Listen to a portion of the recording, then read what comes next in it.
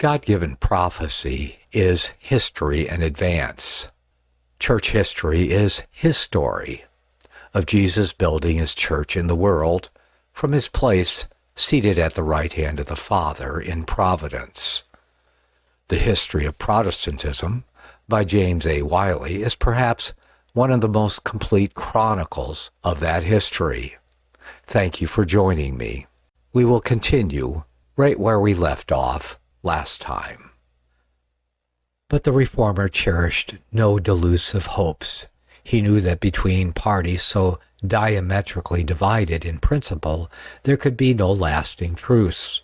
The storm had lulled, but all through the year 1548 it continued to mutter. In the midst of these tempests, his pen was not for a moment idle. His genius, with concentrated power, continued to produce and send forth those defenses and expositions of the Protestant system which were so mightily useful in extending the Reformation and building it up in other lands, and which, year by year, lifted higher into the world's view and invested with a greater glory that city from which they emanated, although a powerful faction was seeking to expel it from the man who was its strength and glory. Not a week which might not be Calvin's last in Geneva, and yet, when men spoke of that valorous little state, growing day by day in renown, it was Calvin of whom they thought, and when the elite of other countries, the most enlightened and scholarly men in Europe, some of them of the highest rank, flocked to its gates, it was to see Calvin, to enjoy Calvin's society, and to share Calvin's instructions. Again the storm darkened.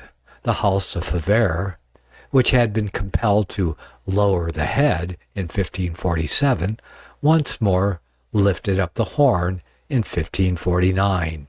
In the end of 1548, Perrin, Favre's son-in-law, was restored to his place in the council, and to the office of Captain General, of both of which he had been deprived. Restored to office and honors, he so integrated himself with the citizens that early in 1549 he was elected to the syndicate, and, contrary to custom, was made first syndic. This gave fresh courage to his party, and it was now that the tide of popular slander and derision around the reformer rose to the full. The hero of the Libertine populace, the pillars of the tavern, as Farel called them, when addressing the council during a visit which he made about this time to Geneva, was of course Captain Perrin, the first syndic. To integrate themselves with Perrin was an easy matter indeed. They had only to do what already they were but too well disposed to do, indulge their spite against the reformer.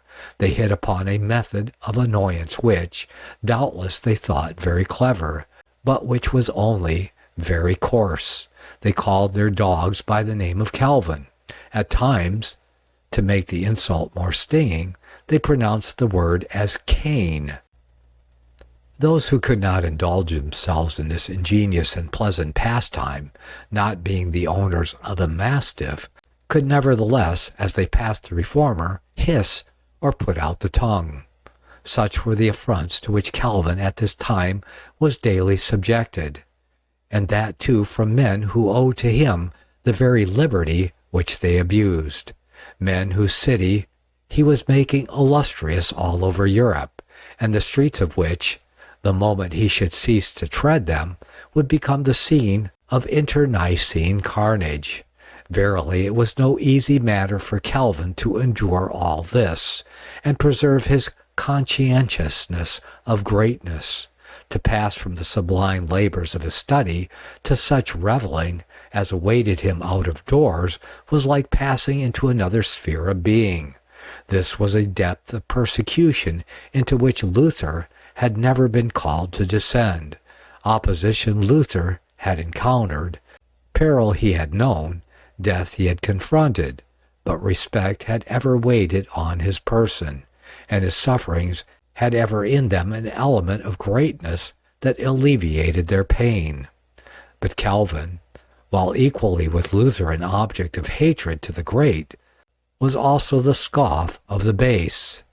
But he bore all. The fierce threats of men who occupied thrones or stood at the head of armies, and the ribald jests and hiss of the poor libertine by his side, with equal equanimity. He remembers that a greater had been the song of the drunkard, and that he was but treading a path which blessed feet had trodden before him, with a sublime grandeur of soul, which laudation could not enhance, and which the basest insult could not degrade. He purged off these foul accretions, maintained the lofty good mood of his mind, and went on in the performance of his mighty task. It was not possible, one would think, that the sky could grow darker above Calvin, and yet darker it did become. He whom we see already so sorely stricken is to be yet more deeply wounded. All these years Idelette de Bure had been by his side, tender of heart, magnanimous of soul, loving, confiding, constant. She soothed her husband in his trials, watched by his sickbed, exercised hospitality to his friends and numerous visitors, or in her closet prayed, while Calvin was being assailed by the ribald insults and outrages of the street. The love and entire devotion of his wife was among his chief joys, but alas, her frail and delicate health gave way under the pressure of a protracted illness, and early in 1549 Idelette de Bure died. O glorious resurrection, were her last words. God of Abraham and all of our fathers, not one of the faithful who have hoped in thee for so many ages has been disappointed. I also will hope. These short sentences were rather excitedly proclaimed than distinctly spoken. Truly mine is no common source of grief, said her husband to Verey.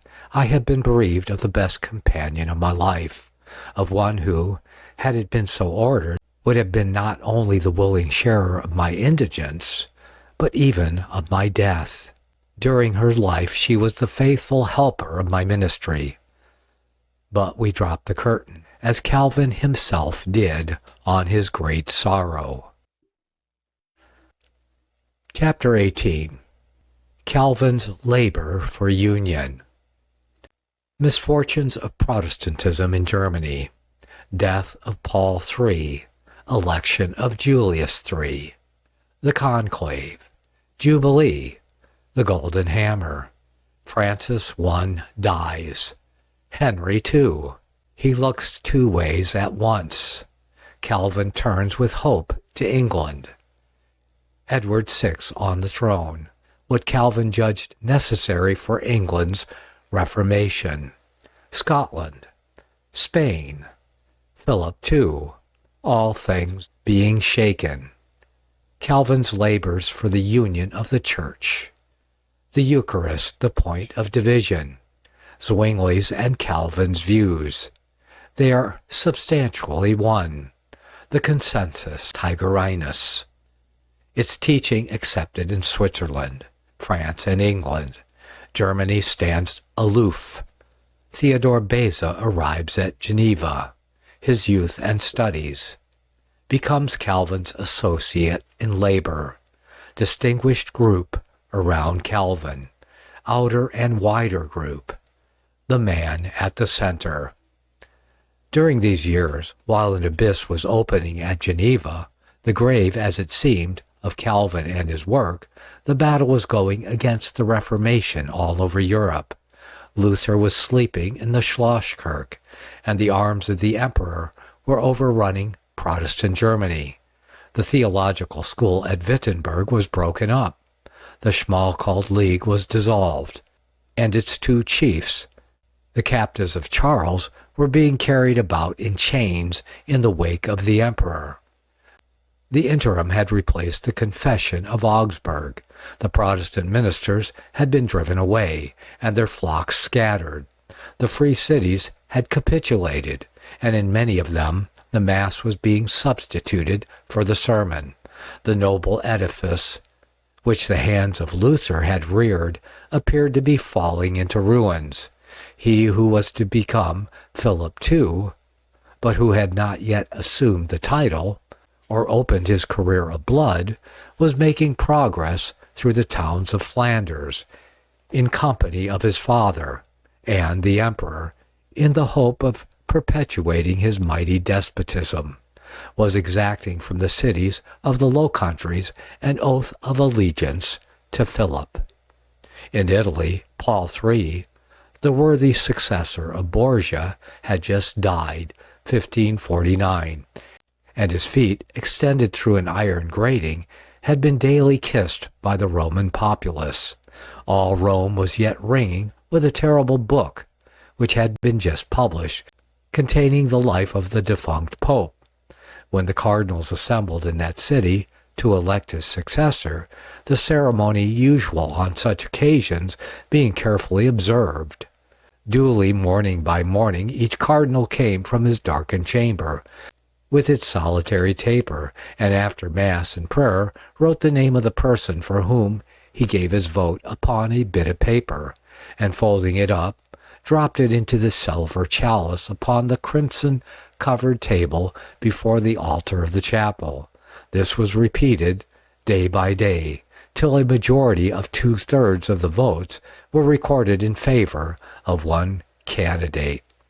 Our own Cardinal Pole was just on the point of being elected, but the suspicion of Lutheranism was attached to him, caused him the misfortune or the happiness of missing the tiara. On the 7th of February, 1550, John Maria da Monte, who had presided in the Council of Trent and afterwards at Bologna, when the cardinals crossed the mountains, was elected and ascended the papal chair under the title of Julius III. It was the year of Jubilee, for although, when first instituted by Boniface VIII, A.D. 1300, that great festival was ordained to be held only on the first year of each century, the period had since been shortened, and the Jubilee came round once every half-century. Paul III had earnestly desired to see that great day of grace, but the grave closed over him before it came. That festival was reserved to signalize the opening of his successor's pontificate. Rome was full of pilgrims from all countries who had come to share in the inestimable benefits which the year of Jubilee brings with it to the faithful. 2 days after his election, Julius III, with the golden hammer in his hand, proceeded to the Golden Gate and broke it open, that the imprisoned flood of celestial virtues and blessings might freely flow forth and regale the expectant and rejoicing pilgrims. The golden hammer with which the new pope had broken open the gate, ever a much coveted treasure, was this year bestowed on the Bishop of Augsburg. On being jocularly interrogated by some of his friends what use he meant to make of the gift, the bishop replied that he intended to knock the Lutherans on the head with that hammer. The other pilgrims carried back to their distant homes, as the record of the cost and toil of their journey, besides the forgiveness of their sins, bits of the lime and rubbish of the demolished gate, to be kept as precious jewels. Francis I of France had gone to the grave. Literature, war, gallantry had engaged him by turns. Today he snubbed the monks. Tomorrow he burned the Lutherans. The last years of his reign were disgraced by the horrible massacre of the Vaudois of Provence, and embittered by the painful disease, the result of his vices, which carried him to the grave in his 55th year. His son Henry II brought to the throne, which he now filled, all the evil qualities of his father, and only some of the good ones. He was the husband of Catherine de' Medici, Pope Clement VII's niece, but the wife was the real sovereign.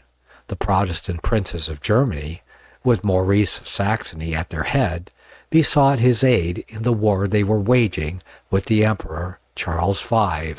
He entered into alliance with them, but before setting out for the campaign, he lighted up his capital with the lurid blaze of Lutheran martyr piles.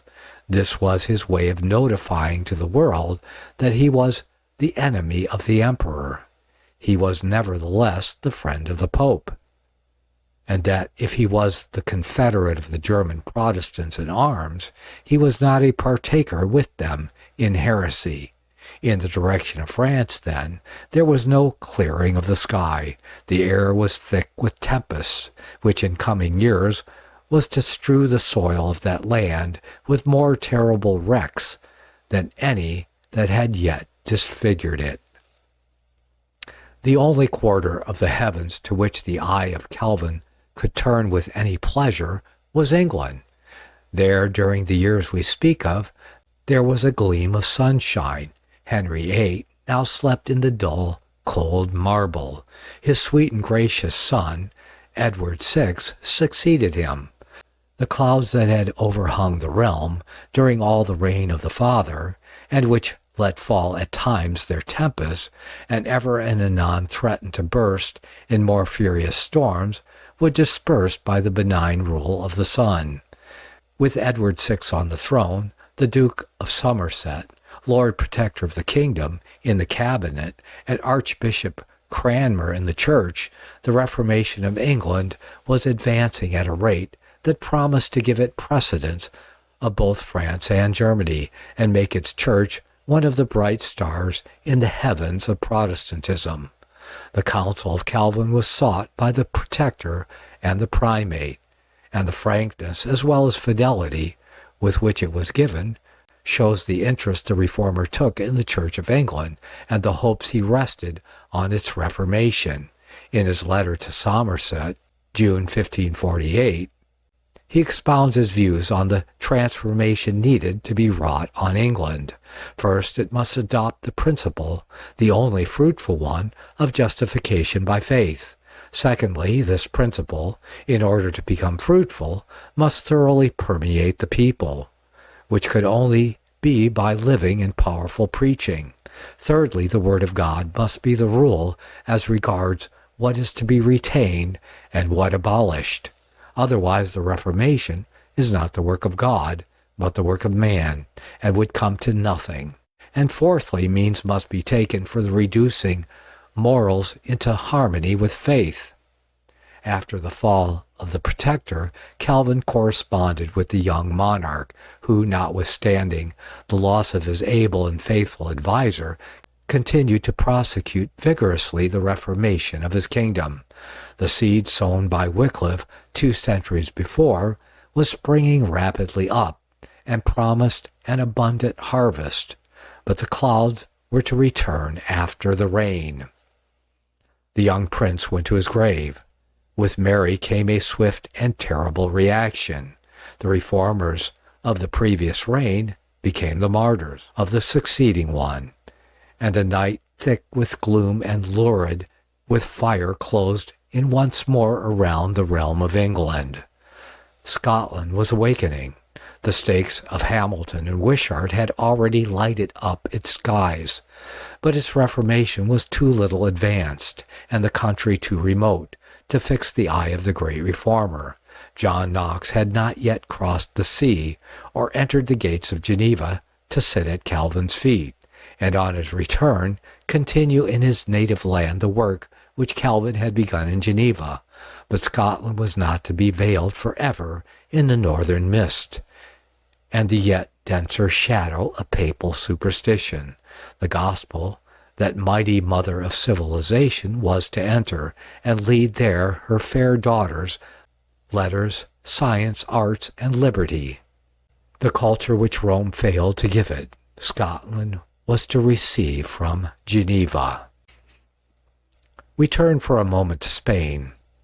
Worn with toil and care, and sick with grandeur, Charles was about to lay down the empire. Fortune, like a fickle maiden, had deserted him, so he complained for younger soldiers.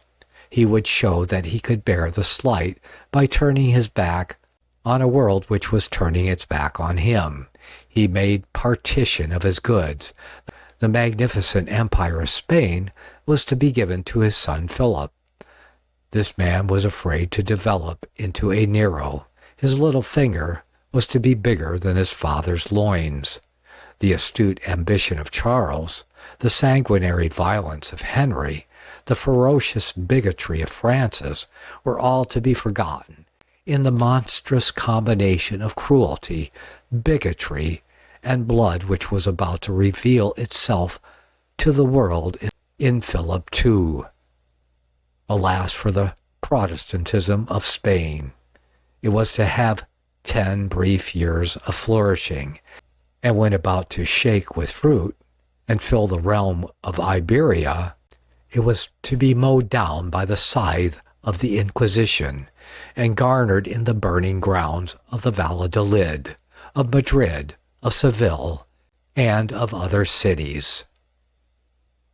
As the great chief of Protestantism looked from his narrow foothold, he beheld around him a world groaning and travailing in one pain to be delivered from the bondage of the old, and admitted into the liberty of the new. All Christendom was in agony. The kingdoms were moved. Monarchs were falling. There was distress of nations, the sea and the waves roaring. But Calvin knew that these were but the shaking of those things which are destined to be removed, in order that those things which cannot be removed may be introduced. If the old was passing away, it was the more necessary to lay the foundations of that kingdom which was to long outlast the empire of Charles and of Francis, and to stretch its scepter into tribes and nations which theirs had never reached. It was now that he engaged in attempts to promote the union of the Church. In the great and blessed work of union, Calvin began at home. His first aim was to unite the churches of Geneva and Zurich. In prosecuting this endeavor, however, he studied to frame such a basis of agreement as might afterwards serve as a platform for a greater union. His aims reached forth to the Lutherans of Germany, whom he wished to comprehend in visible fellowship with the churches of France and England, and so draw together into one body all the churches of Protestantism. His hopes of ultimately reaching this grand result were strengthened when he reflected that the churches were divided mainly by one point, a misunderstanding touching the Lord's Supper. There is a real presence of Christ in the Eucharist, said they all, but they differed in their answer to the question, in what manner is he present? He is present bodily, said Luther, who attributed ubiquity or indefinite extension to our Lord's humanity. So far from a bodily presence, said Zwingli, the Eucharist is only a memorial and sign of Christ. No, said Calvin, it is more. It is a seal as well as a sign. So stood the matter, and such, in brief, were the distinctive opinions of the three clusters of Protestant churches, when Calvin, rousing himself from his great sorrow for Idolet, and setting out with Farel in the fine spring days of 1549, arrived in Zurich to confer with the ministers there. The first step toward the rallying of the whole Protestant church around its one standard, the Bible, and its centralization in its one head, even Christ, a far longer way would the reformer have been willing to go if it could have promoted the cause on which his heart was so deeply set. I am ready to cross 10 seas, he wrote to Cranmer, for the union of the Church. Between the views of Calvin and those of Zwingli on the Eucharist, there was really, after all, no essential difference. Zwingli, indeed, by way of removing himself to the farthest distance from Rome, and of getting rid of all her unintelligible mysticism on that head, had called the Eucharist an empty sign, that is, a sign not filled by the material body of Christ. But Zwingli's teaching regarding the Lord's Supper logically covers all that Calvin held. It is the commemoration of Christ's death, said Zwingli, but the character and significance of that commemoration are determined by the character and significance of the event commemorated. Christ's death was a death endured for mankind, and is the ground on which God bestows the benefits of the new covenant. When, therefore, we commemorate that death, we do an act, not of simple remembrance, or mere commemoration, but of appropriation. We express by this commemoration our acceptance of the benefits of the new covenant, and we receive the Eucharist as God's attesting sign or seal of his bestowal of these benefits upon us, and in so doing we have real communion with Christ and a real participation in all the blessings of his death. Christ, said Calvin, unites us with himself in one life. These were substantially the explanations put before the pastors of Zurich by Calvin. The conference, which was held in the presence of the Civic Council, continued several days.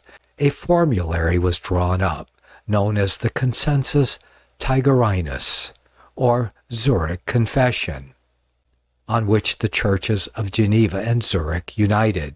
This confession was afterwards subscribed by all the churches of Helvetia and of the Grisons. It was communicated to the Reformed in France, and to Bucer in England, and in both countries was hailed with joy. The faithful in Switzerland, France, and England now had been brought to be of one mind on the doctrine of the Eucharist. Their union had been virtually established, and Calvin was comforted after his great sorrow. But the greater union Calvin was not to see. The Lutherans of Germany still held aloof, and the Protestant world still continued to present the appearance of two armies. Melanchthon, as a result of his interview with the reformer at Worms, 1540, had come into somewhat close agreement with Calvin on the doctrine of the Lord's Supper. The Consensus of Zurich, he acknowledged, shed a yet clearer light on the question, and had brought him still nearer to the Genevan reformer. But the more zealous spirits of the party, such as Flacius, Osiander, and especially Westphal, clung to the consubstantiation of Luther with even greater tenacity than when its great expounder was alive, and both Melanchthon and Calvin saw with sorrow a union which would have closed a source of weakness in the Protestant ranks and made patent to the whole world the real Catholicism of the Reformation, postponed to a day that has not even yet fully come. We have seen one companion fall by the side of the Reformation. We are now to see another raised up to fill the vacant place.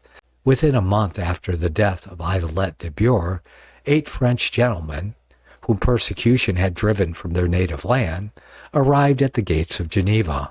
One of them in particular was distinguished by his noble mind and polished manners.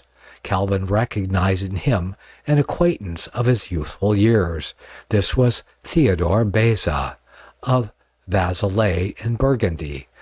Beza had enjoyed the instruction of Melchior Wolmar, first at Orleans and next at Bourges, and he had acquired from him not only a knowledge of Greek, but some taste for the Reformed doctrine, which, however, was overlaid for the time by a gay and worldly spirit. Not unlike to Calvin had been his course of study. His first devotion was law, but his genius inclined him more to the belles lettres. He was a great admirer of the Latin poets. He read them much, and composed verses in imitation of them.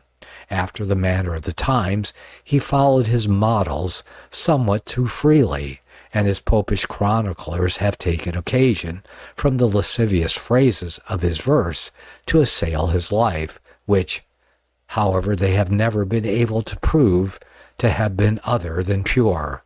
his uncle procured him a living in the church, and to preserve himself from the vices into which others had fallen, he contracted a private marriage, in the presence of Lawrence de Normandie and Jean Crespin.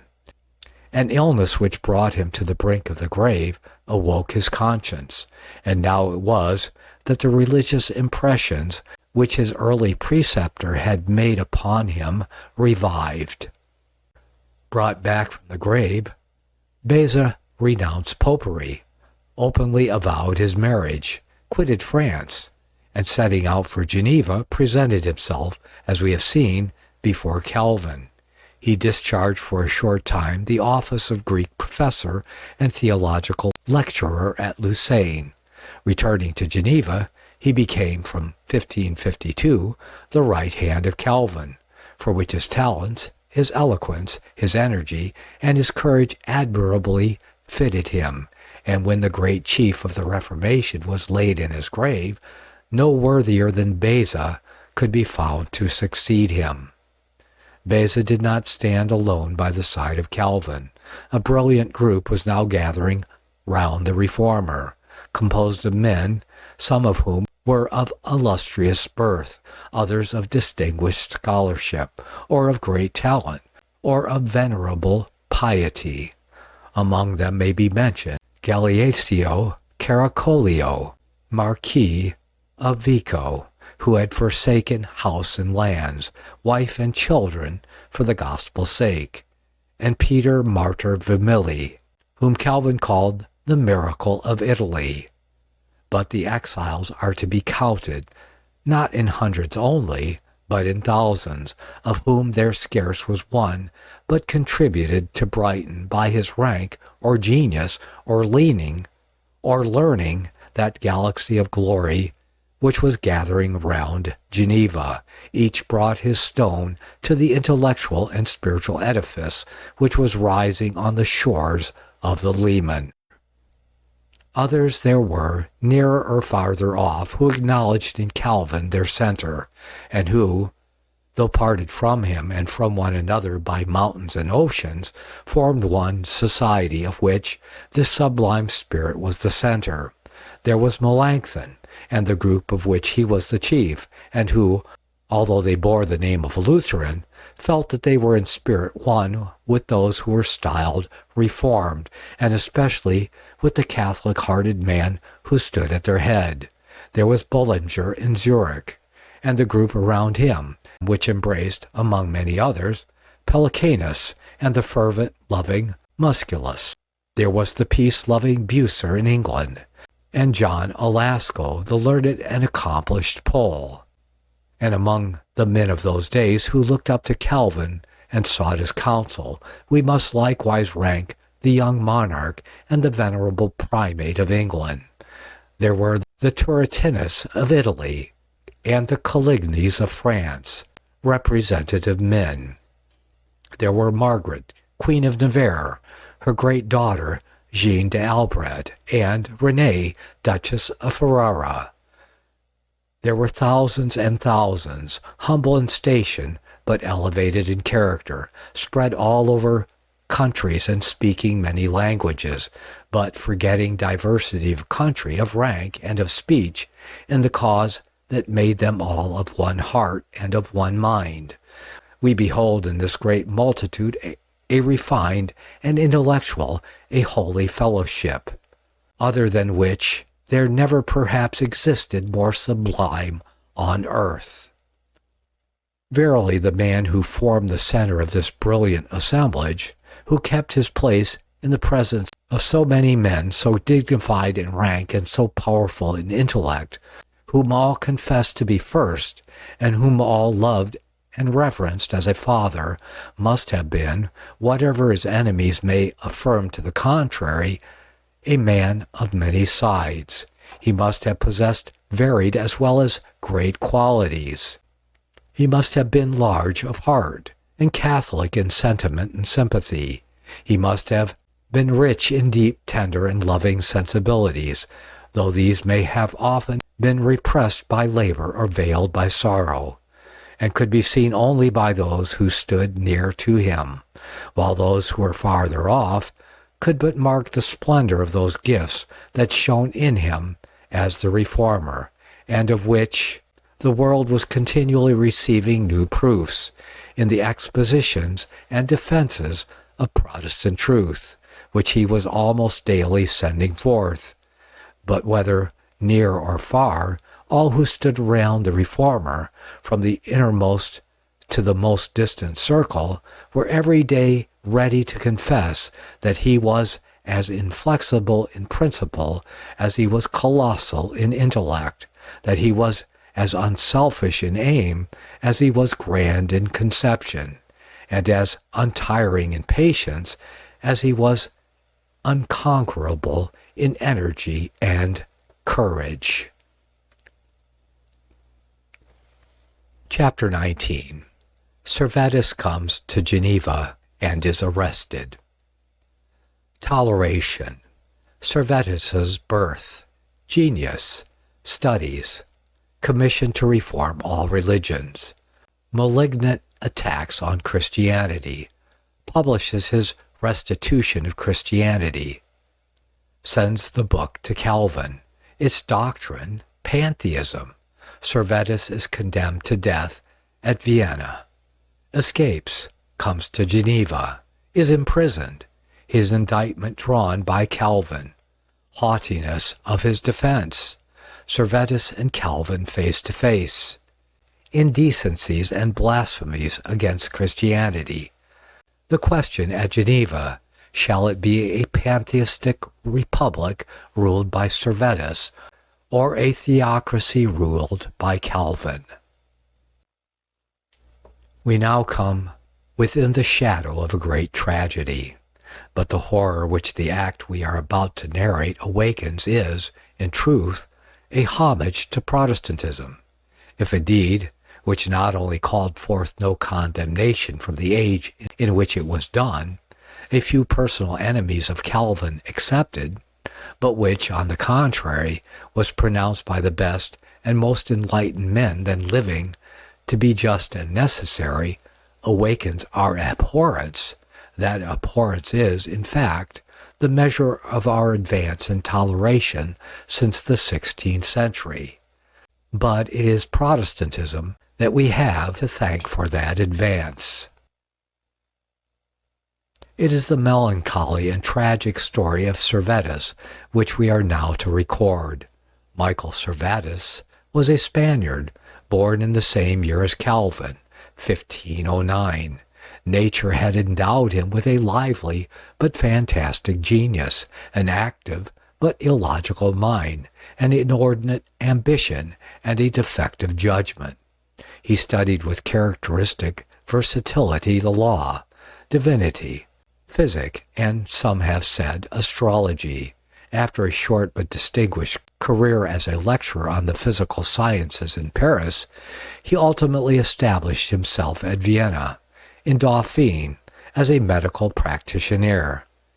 In this profession he discovered superior skill, and in his first work, On the Errors of the Trinity, 1531, he anticipated the great discovery of our own Harvey of the circulation of the blood.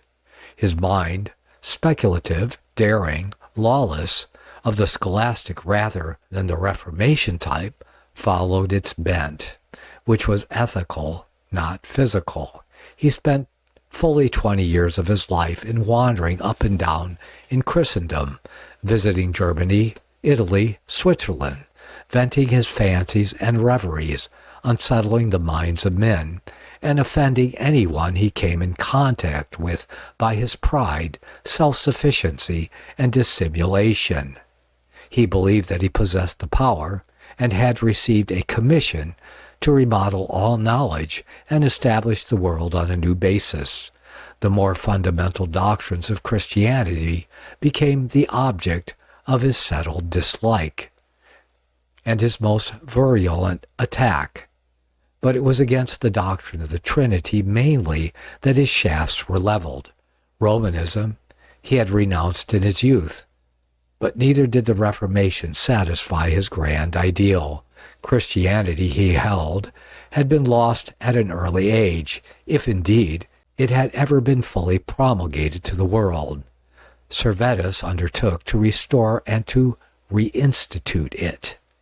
About the year 1546, he wrote to Calvin from Vienna, to the effect that the reformer had stopped too soon, that he had preached as yet only a half-reformation, and modestly offered to initiate him into his new system, and assign him the post of leader in that great movement by which mankind were to be led into a grander domain of truth. He accompanied his letter with a volume in manuscript, in which Calvin should see, he said, stupendous and unheard of things. The unhappy man had virtually arrived at pantheism, the final goal of all who in these high matters forsake the path of divine revelation. Calvin saw in the stupendous things of Servetus only stupendous follies. Writing to Farel, 13th of February, 1546, the reformer said, Servetus lately wrote to me, and coupled with his letter a long volume of his delirious fancies, with the Thracionic boast that I would see something astounding and unheard of. He takes it upon him to come hither, if it is agreeable to me. But I am unwilling to pledge my word for his safety, for if he shall come, I will never permit him to depart alive, provided my authority be of any avail. The eye of Calvin saw that the creed of Servetus was essential pantheism. He knew, too, that such a creed struck at the whole settlement of the Church and State in Geneva, and would sweep away the basis on which stood the Republic. Further, the reformer foresaw that if Servetus should come to Geneva and attempt propagating his doctrine, he would be placed under the painful necessity of choosing between a pantheistic and a theocratic republic, between Servetus and the Reformation, sharing in the universal opinion of his age that heresy is to be punished with the sword of the magistrate, and deeming this heresy to be, as indeed it was, subversive not only of the religious belief, but also of the civil order of Geneva. Calvin did not hesitate to avow his preference for the Protestant over the pantheistic republic, and declared that should Servetus come to Geneva, he would use his influence that he should not depart alive. These words from any pen would fill us with horror, but coming as they do from the pen of Calvin, they inspire us with a double horror. And yet the truth is that we know of no reformer of that age, not even Melanchthon himself, who would not, in Calvin's position, most probably had written them. Again, we must repeat, they caused no horror to the age in which they were written. Nay, they were the verdict of that age on the case of Servetus. And if it is impossible that ours could utter such a verdict, or the Protestant world of our day would repeat the crime of the Protestant world of the 16th century, we see in this one of the proudest of the triumphs of that Protestantism which was then struggling into existence against the mighty opposing forces of Romanism on the one hand, and of pantheism on the other. In 1552, Servetus published clandestinely at Vienna the manuscript volume which he had sent to Calvin in 1546. It bore the title of Restitutio Christianissimi, or Christianity Restored. This led to his apprehension by the authorities of Vienna, where he was tried by the Inquisition. He managed to give his judges the slip, however, and was condemned in absence to be burned alive at a slow fire till his body be reduced to a cinder. The award of the court was carried out by the substitution of the effigy of Servetus for Servetus himself. Escaping from Vienna, he came, of all places, to Geneva. If ever poor fanatic thrust himself into the flames, says Coleridge, it was Servetus. I know not what to say of him, exclaimed Calvin in astonishment, except that he must have been seized with a fatal madness to precipitate himself upon destruction. He arrived in the middle of July, and took up his abode at the Auberge de la Rose, near the lake. Calvin had not induced Servetus to come to Geneva. He had, in fact, by refusing him a safe conduct, warned him off the territory of the Republic. Nevertheless, now that he was come, he did what the constitutional laws of Geneva required him.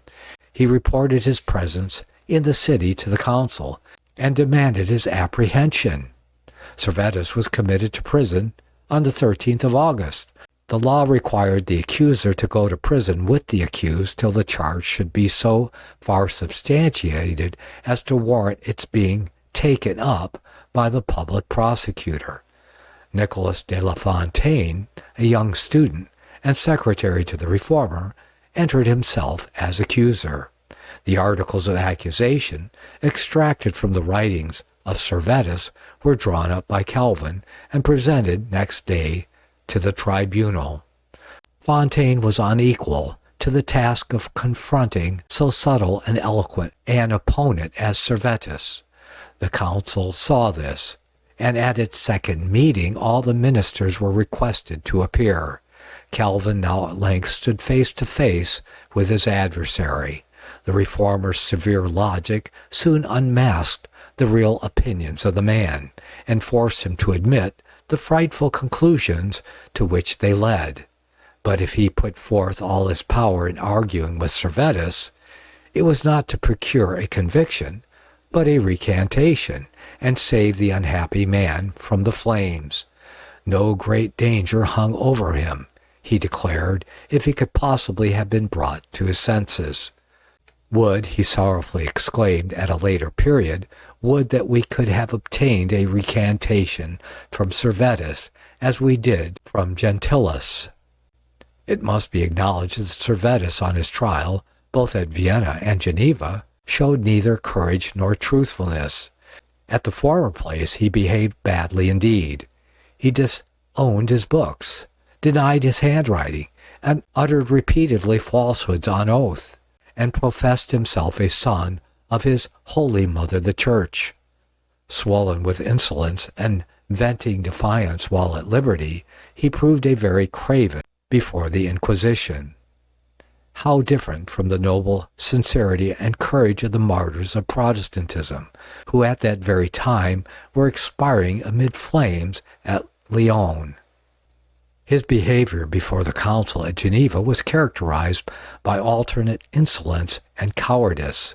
When confronted only with Nicholas de la Fontaine, he professed that he had not intended to blaspheme, and that he was ready to recant.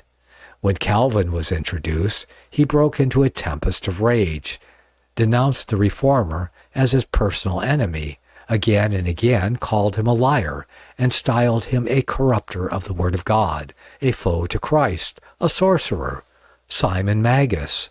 This coming after a 20-year cursing and abuse, to which Calvin's reply had been a dignified silence, was more than the reformer could bear, and he became heated in his turn and, as he himself said to Farel, answered him as he deserved.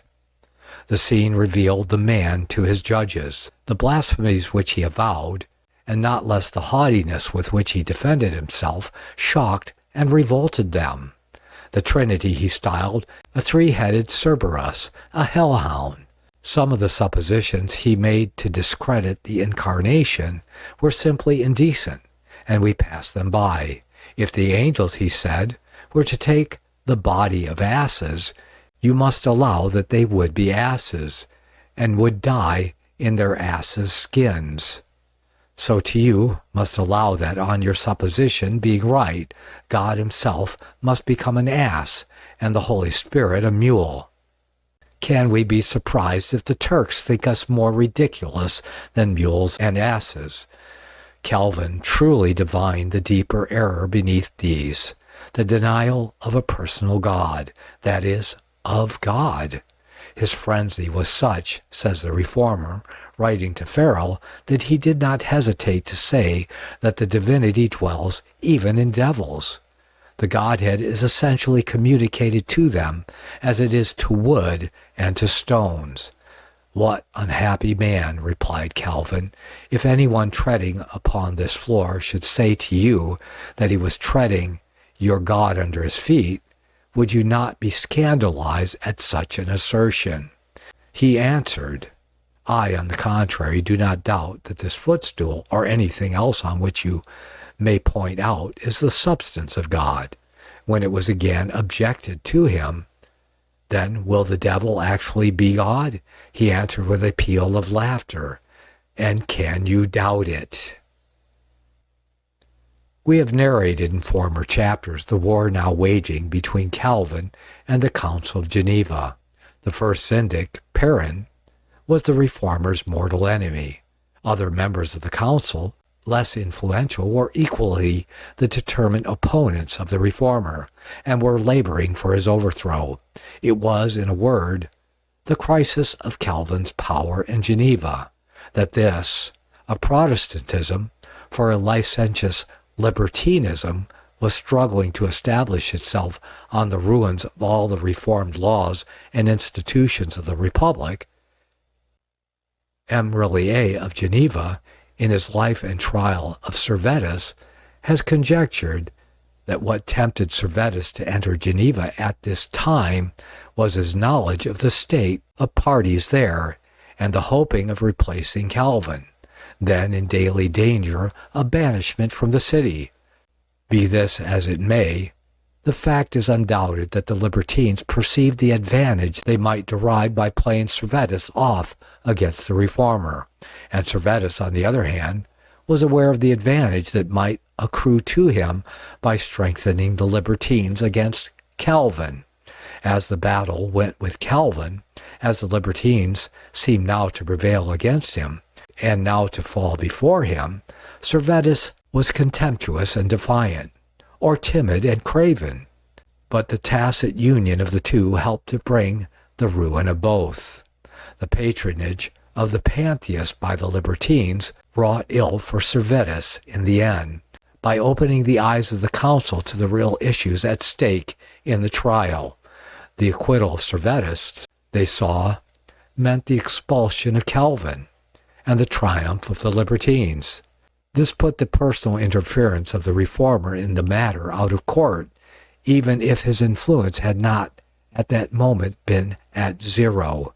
The magistrates felt that it was a question of life and death for the Republic, and that they must decide, irrespective altogether of the wishes of Calvin, on the high grounds of the interests of the state.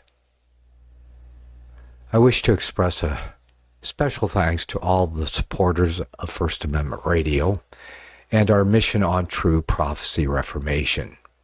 If you'd like to support the work here with a special one-time gift, it would be greatly appreciated.